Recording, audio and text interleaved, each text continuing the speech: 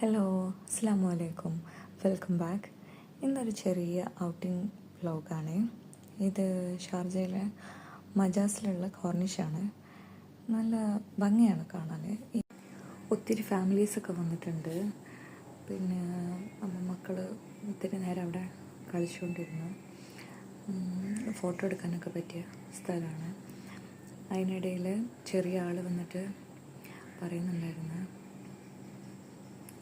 എൻ്റെ ഫോട്ടോ എടുക്കുകയെന്ന് പറയുന്നുണ്ട്.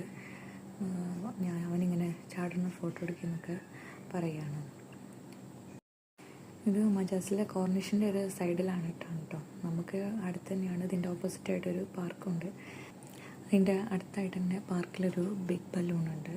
അതിൽ നമുക്ക് കെയറൊക്കെ ചെയ്യാം. അവരിങ്ങനെ ഈവനിങ് ആയപ്പോൾ എല്ലാവരെയും ശ്രദ്ധിക്കാൻ വേണ്ടിയിട്ട് അവരിങ്ങനെ അത് പൊന്തിക്കുന്നുണ്ടായിരുന്നു.